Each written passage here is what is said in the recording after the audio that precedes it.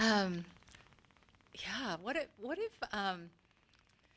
so one of the ways to get connected is to actually come into our bodies. Um, so since we've been sitting, I wonder if, and this is invitational, so you can always say, I'll pass.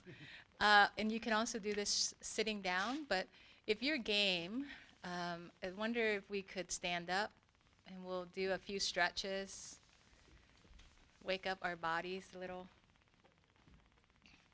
Okay. So awareness is as simple as being aware of whatever you're doing right now. So how do you know you're standing? Can you check in with what gives you information that you're actually standing? Maybe it's feeling your feet on the ground.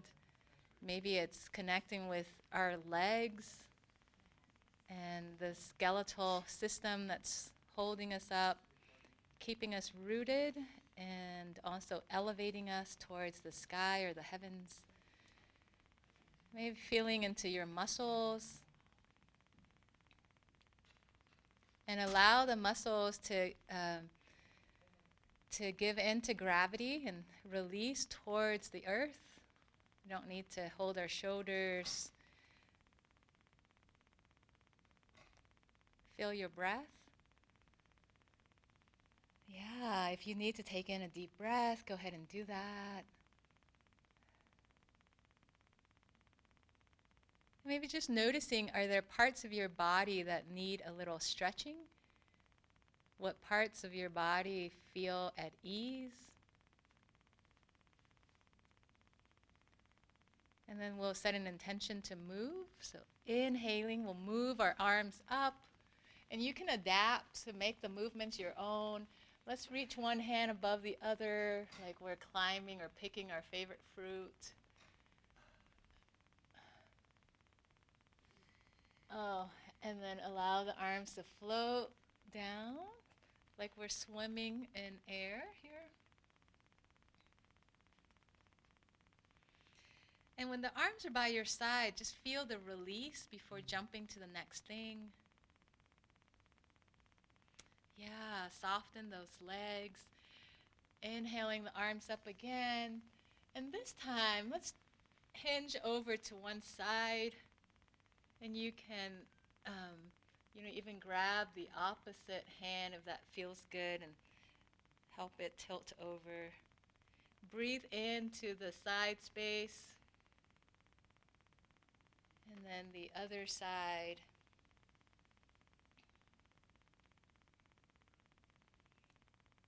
We know that movement is good for our bodies, but if we bring attention to what we're doing, it even adds another level. So see if you can move attention from wherever it is to your body.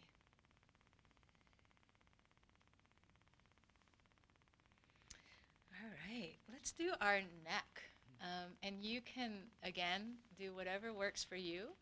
But if you're game, we'll tilt the head down. And then we'll start to rotate it in a circle, being careful when we're bringing this heavy bowling ball back.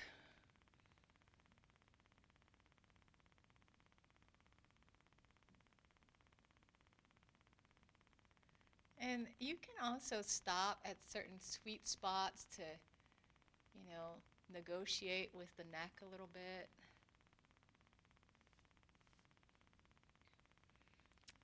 And let's switch directions.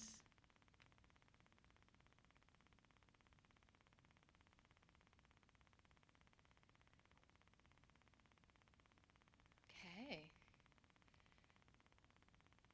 Now let's do the shoulders. I'm just noticing folks moving naturally to the shoulders, right? Like the body's like, wait, me next. Okay, so shoulders, and again, you can extend the arms, you can put the hands on the shoulders, and then just giving these, you can do slow roll, so feeling each degree of motion, or you can do faster ones, whatever your body's calling for.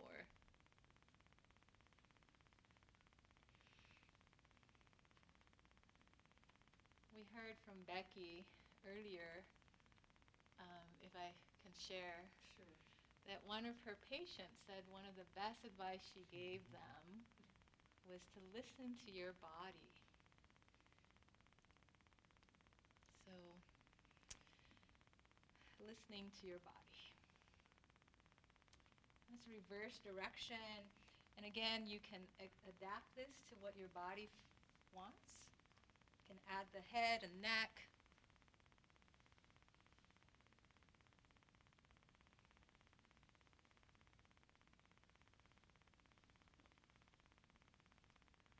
And then we're going to do a couple of back rolls because stress tends to close us up and protect us, which is important. But we also want to invite the body to open up and receive. So we're going to just do a couple of counter stretches to open up. You can shake everything out. And then take a moment and check in. Just kind of notice the goodness of your efforts. Just notice any space that's been created. Take it in with a breath.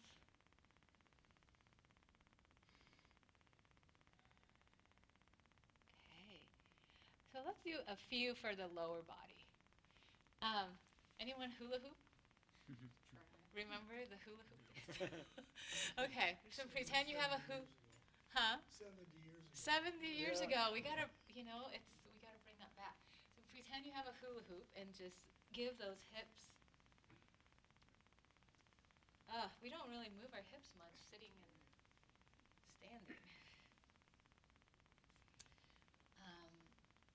Yeah, and again, if your body is saying, not for me, just skip it. And come back to center. Let's do some knees. And again, the knees you can rotate or you can just rub the knees. Give a little attention to these joints that do a lot of work for us. And rotate it.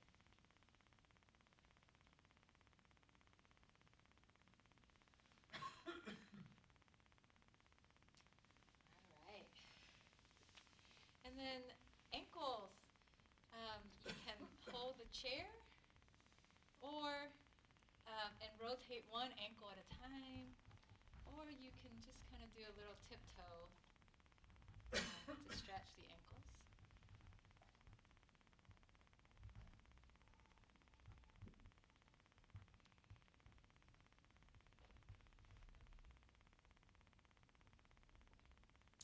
All right.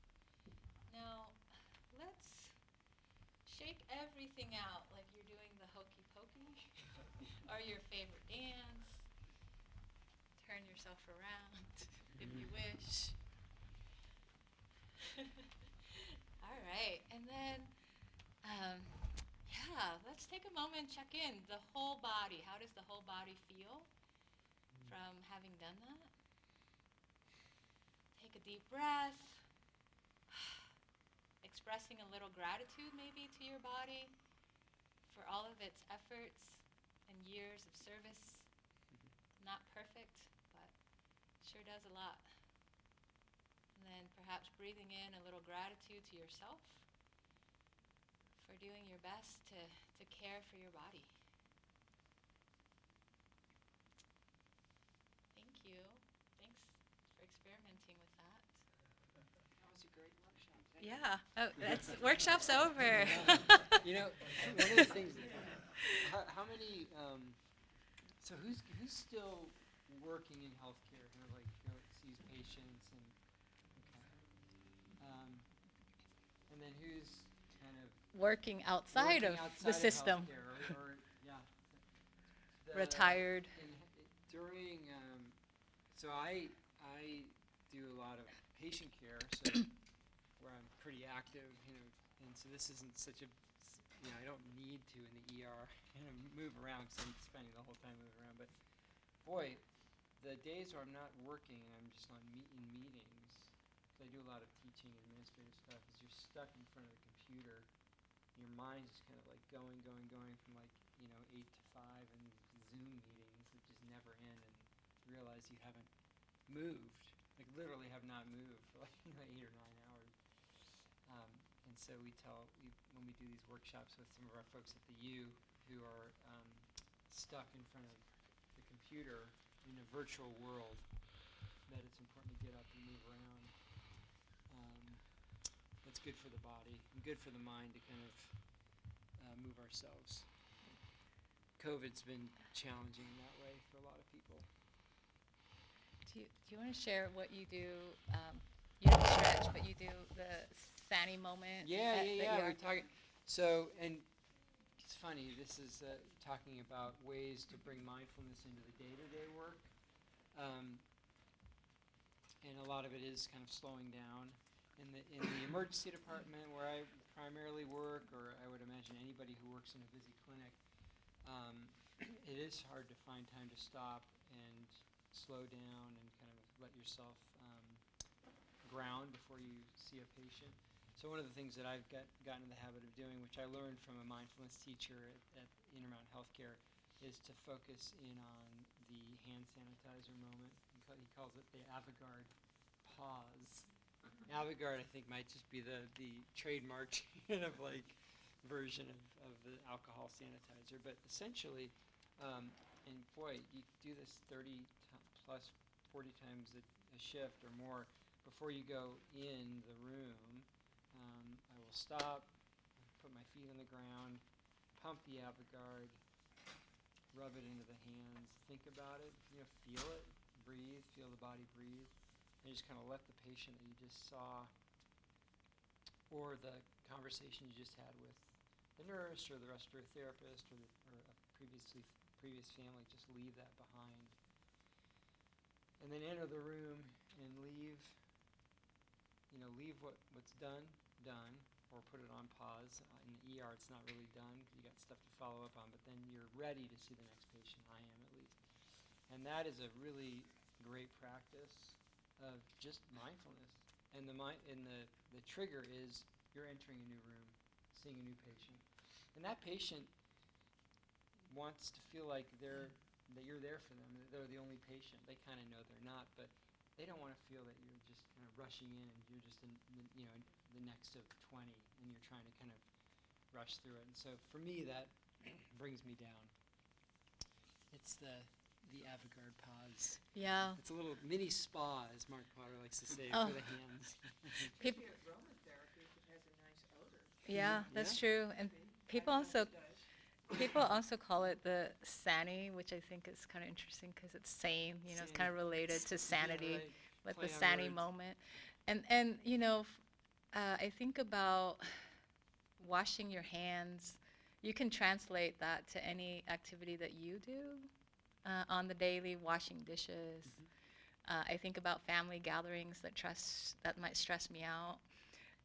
Going to, wash my hands and feeling that cleansing of, okay, I'm going to let some of this go and start again, right? So, you can bring that curious attention to anything that you do.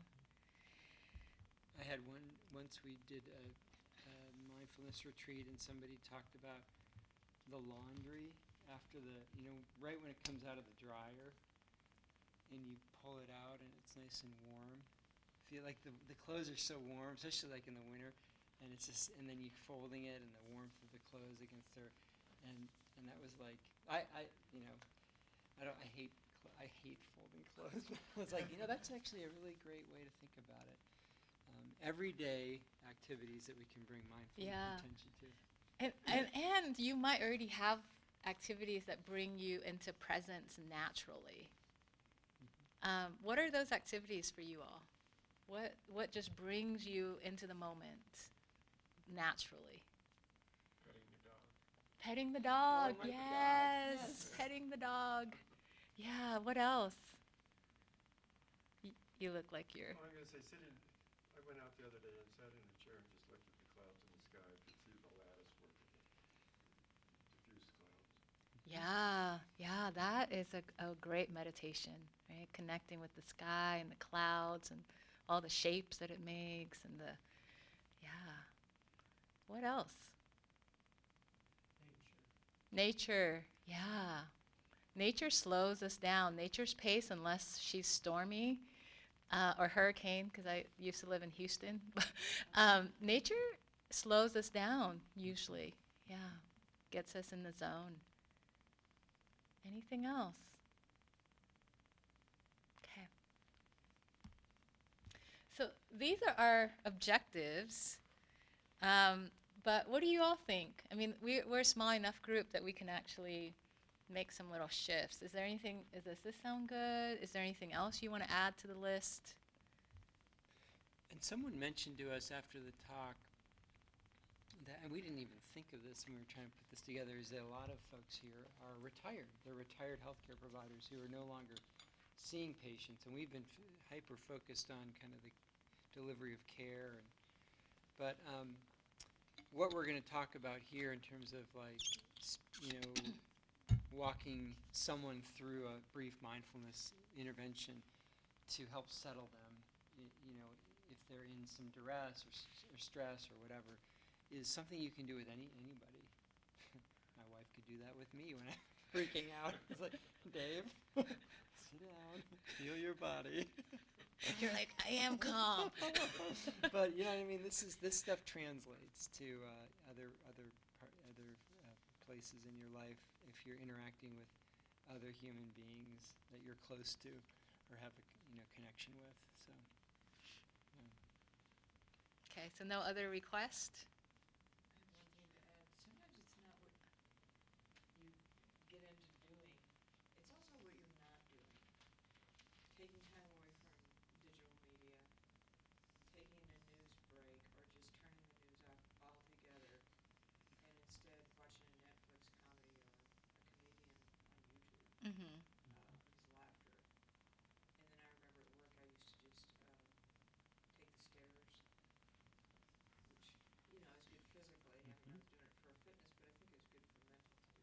Mm-hmm. Just that amount of physical activity. Mm-hmm. Yeah, definitely. Yeah. Yeah. Thank you for sharing that. A lot of the nurses that I work with in the ER, when there's a moment, a couple of them will get up and they'll kind of walk out into the ambulance bay and look at I work at Primary Children's, you can look at the Wasatch. Oh, yeah. It's beautiful, right? I mean, we're so fortunate out here, driving up here the mountains. So, yeah, it's good. So our plan for today is that we're going to walk you through a practice, and then we're going to have you walk each other, maybe one partner, through a practice. How So- does that sound? So audience participation, like practicing. It's like watch one, see one, or Yeah. or see, what is it? See one, do one, teach one. See one, do one, teach one. That's the medical school adage. So we'll start here. So you want to just ask folks if we're Yeah. So we realize everyone kind of comes to these types of talks or retreats that we do in at a different place and with different experiences. So I guess the first thing is all of this like super new and novel, like you've never really kind of done any mindfulness, or do some people have a mindfulness practice or some other contemplative practice that they want to share? Some might like a daily meditation. Yes. Well, I feel like I cannot multitask. So when I'm ready to go into a patient room, it's like everybody out here doesn't matter anymore. Patient I'm going to go see, they probably don't want to be here in particular, probably have something better to do, but there's something driving them to be here. And so, way in the long past when we read that book, The House of God, learned about St. Elsewhere and Gomers, it's like, these people didn't choose to be who they are. And so I just have to figure, I'm here to support them. Mm-hmm. That's the goal. Yeah. Is there, can I ask a question? Sure. Follow it? So is there some mental process or some way that you kind of make sure that you're clued into that before you interact with them? Or is that just a habit that you've kind of come I into? think it's more of a habit. Yeah. I mean, in the past,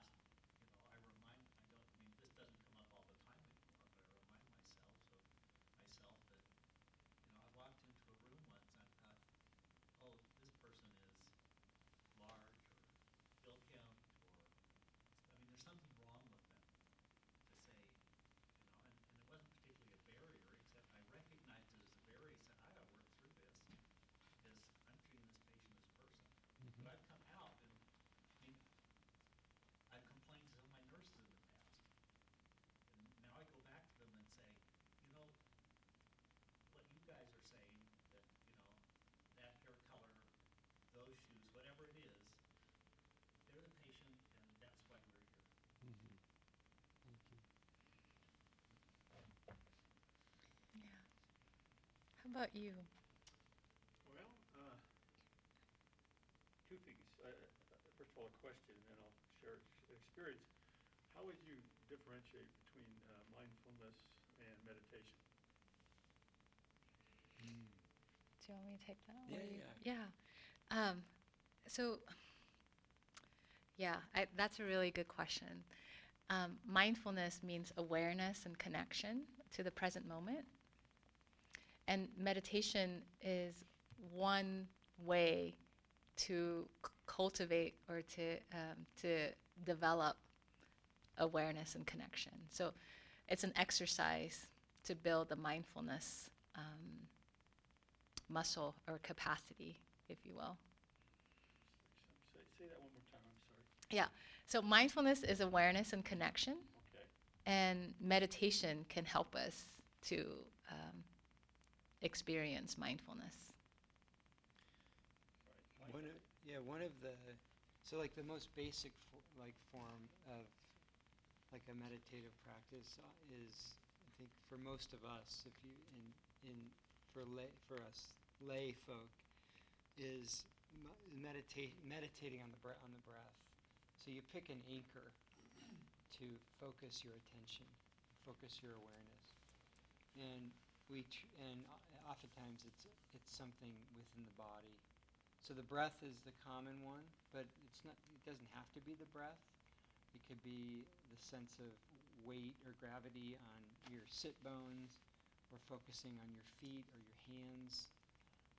But meditation, the actual meditation practice of focused awareness, is what then cultivates mindfulness in general, of moment to moment awareness. And then the idea is our minds are always wandering. That's what minds do. I mean, normally we have thousands of thoughts, a second. And the meditative practice of focusing and pulling the attention back to whatever the anchor is. The breath. For me, I learned through the breath and the in-breath, and following the in-breath the whole way in to the point that it stops, and then it releases, and then it comes again. And then if your mind wanders, realize it's just wandered, because it happens without you even knowing it. All of a sudden you're thinking about your to-do list or your dog or what am I going to make for dinner. Oh, my mind just wandered. Bring it back to the breath. Meditate on the breath again. That's one form of meditation. Yeah, and I would add to that and say that we learned this from one of our colleagues, is that meditation means contemplation, so resting of the mind on something. And we can rest the mind on something that helps bring awareness and connection, or we can rest the mind on negative, right, stimulus as well. And that might get us more stressed and more anxious and more angry, right? Rumination is a form of meditation. Yeah, I was going to mention at the end of our stretching, you asked us to just kind of feel our body, what it was like, something to that effect. And first thing I noticed is, well, I've got a little low back pain. Mm. And I thought, but think about all the places that don't hurt. Oh, yeah. There's a lot. Everything else doesn't hurt. It's just Yeah. a low back. So. Yeah. Yeah, we have a negative bias. I'm so glad you brought that up. We have a negative bias as humans because we want to fix and solve the bad so we can survive. But then we do that often at the expense of ignoring all of the good. Yeah, and that's why a lot of spiritual and religious practices have this gratitude practice to help us remember. Yeah. I think the other thing too about mindfulness, and one of the things we're cultivating, is the awareness that things aren't permanent. And so with back pain, the back pain thing, or some negative sensation that we have, or some emotion that we're feeling, is this recognition that, and we all know it logically, that things don't last. Whether they're good, unfortunately, right? Good things don't last either. And negative sensations, negative emotions, negative thoughts also don't last. And they're all just kind of just temporal. And so one of the things that we're trying to bring our awareness to is that impermanence of things. And so, yeah, I have my back hurts right now, but it's not going to be there forever, right? Or I'm upset at that person now, but that's not going to last forever. And so that's another thing that I find actually very helpful with the cultivation of mindfulness, is that mindfulness, that awareness of impermanence of things. Yeah. Yeah. So we we're gonna cut out some things because we only have 20 minutes left. But these are some questions that we might ask a patient or a neighbor or a friend that we want to introduce mindfulness to. We might ask them, well, have you heard of it? What do you think of it? What does it mean to you? What do you already do that get you connected and in the moment? The questions that we just asked you. Because we want to build on everyone has something that gets them connected. So we want to build on that.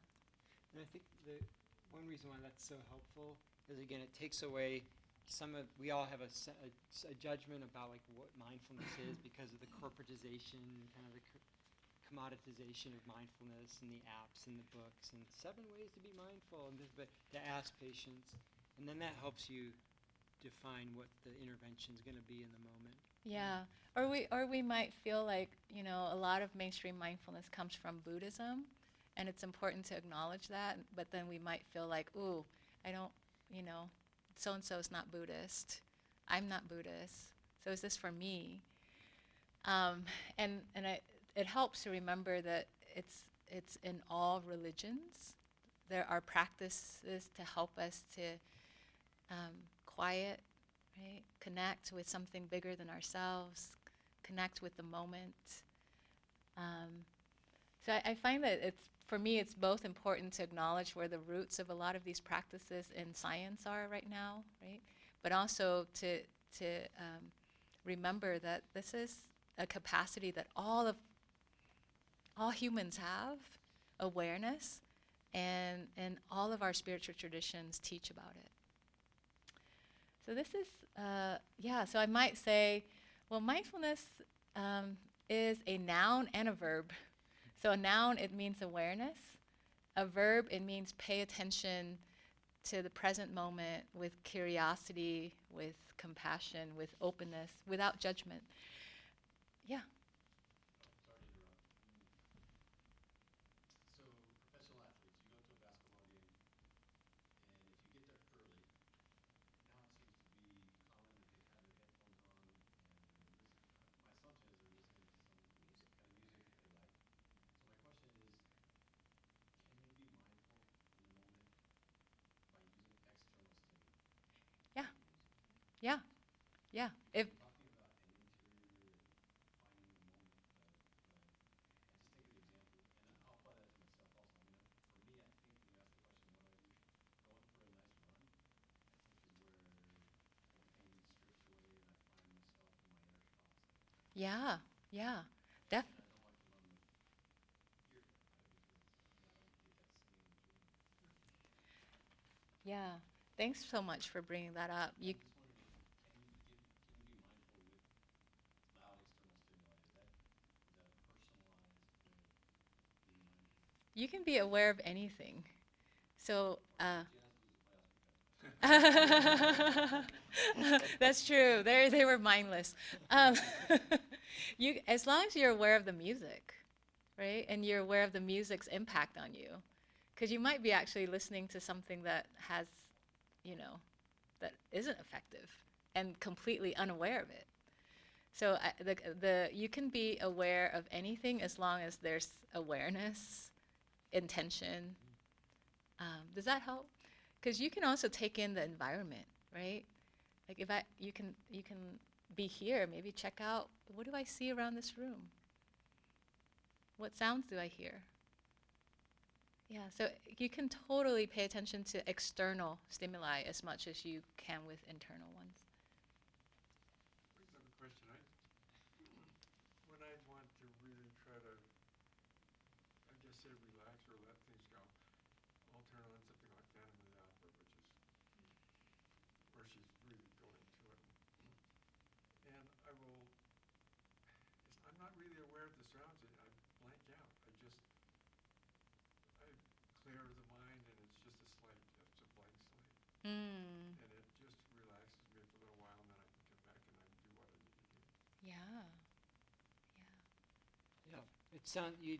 This it. Sorry about oxymoron. No. Well, it sounds like you're describing like being kind of like people use the zone, like being in the zone or being in a flow state where you're not efforting. You know, there's like it. You're not efforting. You're not like it doesn't feel like you're like trying really hard. You're kind of just doing it. Rock climbers kind of talk about being in kind of a physical flow as they're climbing a rock, and they're not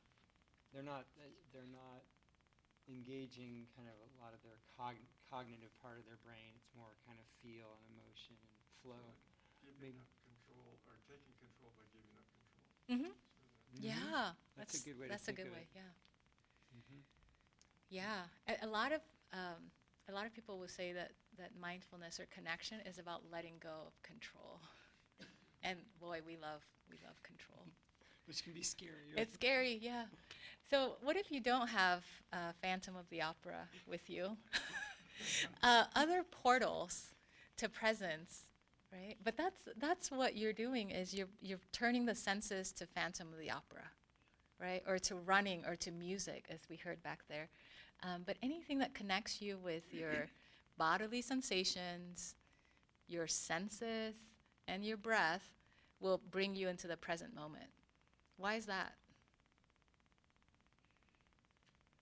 Because as much as I want, I can't breathe 10 breaths into the future, right? I can't store up, okay, I'm not going to have time to breathe in the next hour, so I'm going to breathe for the future, right? Or, wow, I held my breath last hour, so I'm going to catch up. We breathe moment to moment. We sense moment to moment. Our bodies, right, move moment to moment. And so they're already in the present moment, so we just slip into that portal to ride the present into the present. The mind is what does the traveling into the future, back into the past, but the body's always here. Yeah, that's a cool capacity that we have to mind travel, but we don't want to live in the future, right? We want to go there and then come back, and sometimes we forget. Okay, so let's practice. Yeah? Okay. So, should we do the whole We could thing, or should we do 3 breaths? What do you think? I think we can stop is good because Yeah. it's also you can make it pretty Short? short. Yeah, And just okay. let people know this is because I use the stop practice all the time at work. So yeah, we could do that. Okay. So STOP is an acronym. S stands for stop or slow down. T is take a breath or more. Again, entering that portal of the present moment. Observe non-judgmentally. That's the skill of practicing awareness. And what are we observing? We're observing the body, the mind, and the heart. So basically, how does your body feel? What thoughts are running through your mind? And are there any emotions? And we're not trying to control it. You might find that you have lots of thoughts, and that's cool. Or you have no thoughts, and that's also good. So we're not trying to judge good or bad. We're just trying to assess. And it's basically asking, how are you? And actually sticking around to listen. And then P is proceed with intention. So asking what's needed next. Okay. Any questions before we try this together? Yeah. So I've seen this before, and I've got hung up on observing. For instance, if I'm anxious, I stop, I take a few deep breaths, I observe, and I observe, my stomach's all upset because of my anxiety. And instead of proceeding with intention, I try and cognitively think, okay, why am I feeling this anxiety? And I have a hard differentiating proceeding with intention versus trying to fix it by cognitively working through it. Yeah, that is such a common phenomenon, especially as care providers. We fix, right? And so we start analyzing.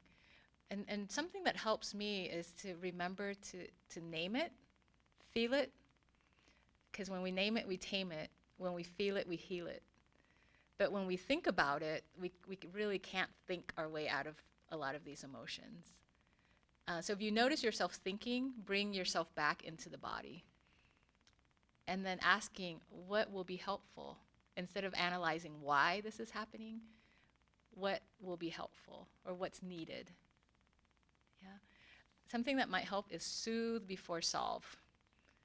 Support before solving. Okay, so let's try this, and we'll see what we can find. Gonna ask you to just find a comfortable seat, and I would invite you to uncross your arms and legs because that lets tension, flow out.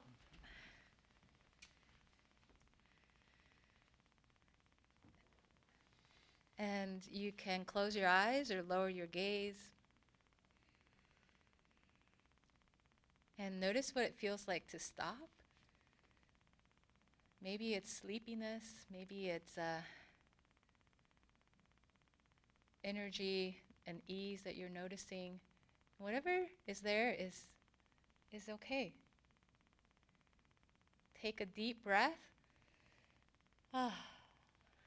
Exhaling all the way out. And then how are you?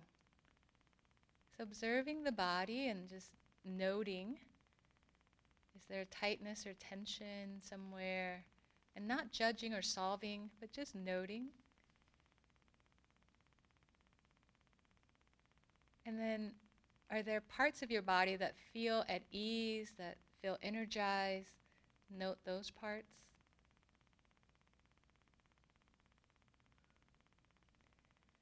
And then bring attention up to the mind, and you might already be up there, and that's okay. But stepping out of the traffic of thoughts and noticing what thoughts are floating by. Are there thoughts of opinions and judgments, plans, memories, no thoughts?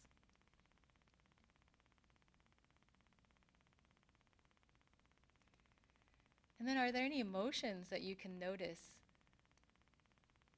Can you name them? Maybe there's no emotion, or maybe there's some joy or anxiety.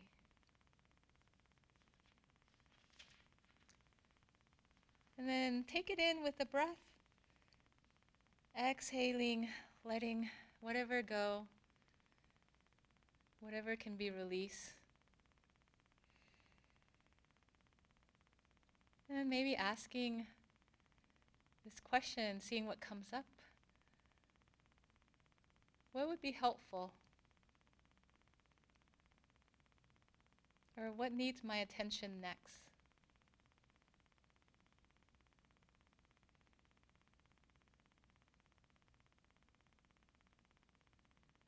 And you can take that in with a breath as well, exhaling until the end. And then opening back the eyes and just noticing for a moment any goodness from your stop practice.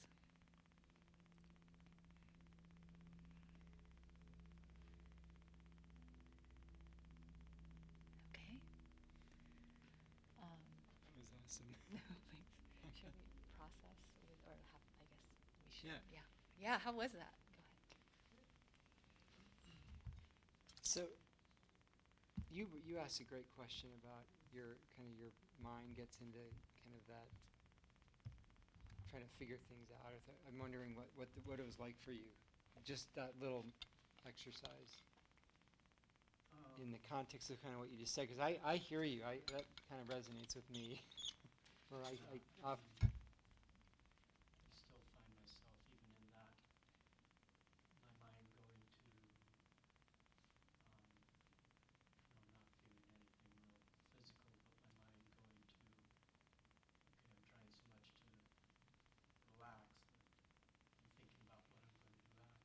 Yeah. You know, so it's just, it's a learning curve to Yeah. bring your mind back and just let your body Yeah. proceed and process without overthinking it. Sometimes it's just a recognition, though, like recognizing, oh yeah, I'm going. That habit, those you know, habits are there, and that's where I am at right now, which is actually a good step, right? Yeah. Well, I think it has a lot to do with what kind of pressures are on you in life. Because if you have struggles in your home, or if you have struggles at work, or other kinds of problems with health, they impact how you feel, what you think. Yeah. What did it feel like? What did that actually feel like in the moment as Trinh was kind of walking us through that little, I don't know, couple minutes kind of exercise? Tired, relaxing, Yeah. let go.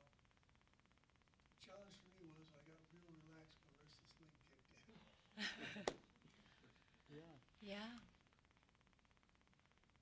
But you noticed that, right? I did. There are my legs kicking in. Anyone else? So it was, yeah. Seemed better to not think of myself, but think of something else, somebody else. But not, what about me? It was always, it seemed like it was better for me to think about something else or somebody else. Tell us more about that. Why was it better? Last night, my brother-in-law came in to have, he had prostate surgery today, and it was very tense. They didn't know, they'd done the test and didn't look like it's bad, but he was going in for surgery today, so this morning it was very tense. And my wife was having a lot of strong feelings, and it felt easier to take the attention and not direct attention, but see if we could do something for him, not for us. And it seemed to relieve the tension. He had been losing weight quite a bit, and he was concerned about, the doctor said, oh, it's not from that. And I said, I think it could be from that. And so I brought up something from Siri. I said, Siri, did prostate cancer cause a loss of weight? And it came out and it spoke. It said, yeah, it can cause loss of weight, loss of energy. He said, oh, that's me. So it wasn't thinking about our tension. It was thinking more about his. Mm-hmm. Yeah, but it's on your mind and in your heart right now, right? Mm-hmm. Yeah. So that's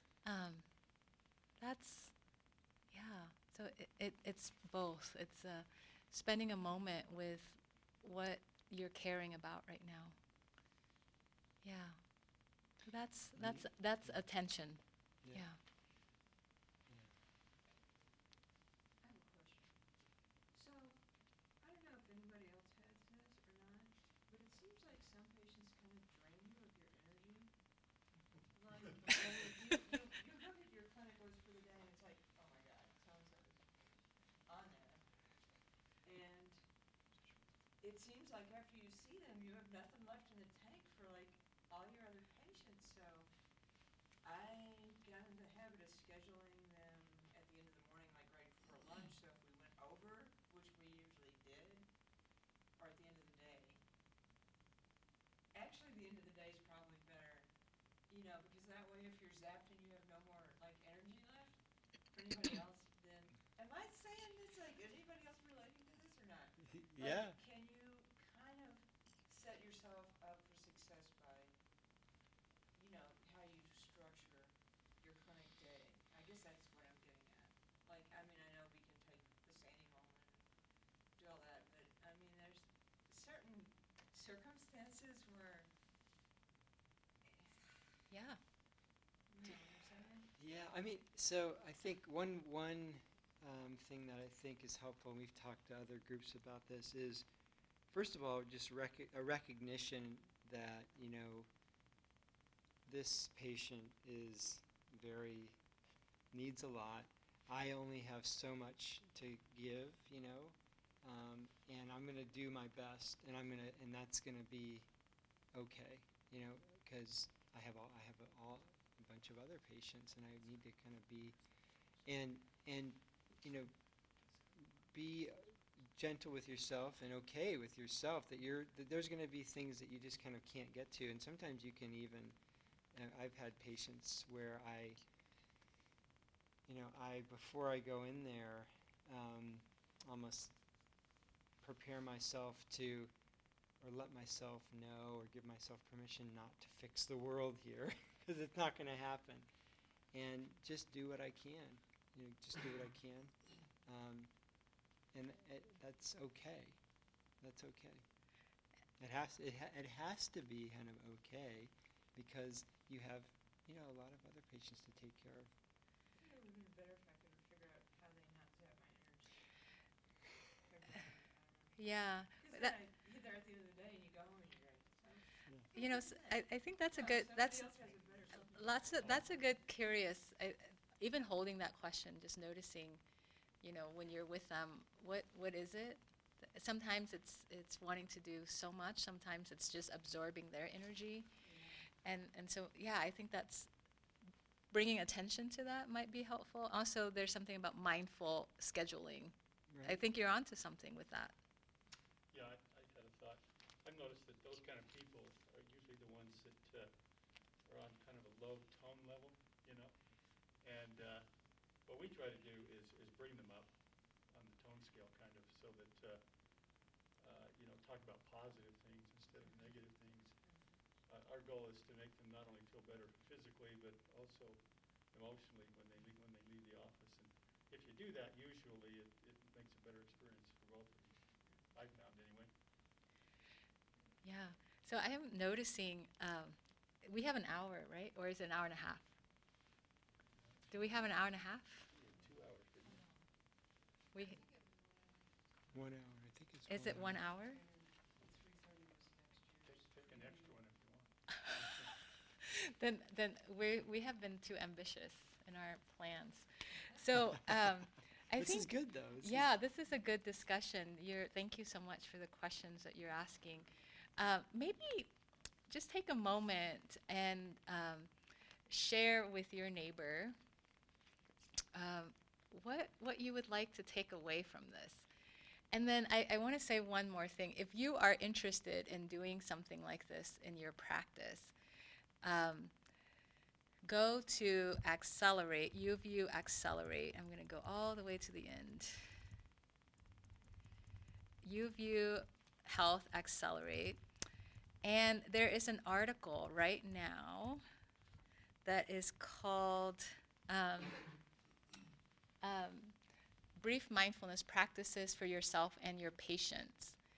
And you can actually print out the poster, put it in your waiting room, and there's a QR code that people can scan and listen to the audio while they wait for you. So that's probably the easiest. And then, but there are other things you can do that are simpler than you can do the stop, right? There's an audio guide on the Accelerate website. But also, you can ask them to take 3 breaths with you. It could be as simple as that. Let's take 3 breaths before we talk about this. And this could be a meeting at church. This could be a meeting with your patient, right? However you want to use this. Yeah. All right. Did you all know what a body scan is? A body scan, it is kind of what the words say it is. It's basically mentally kind of walking through your body and the sensations in different parts of the body in kind of a somewhat organized fashion.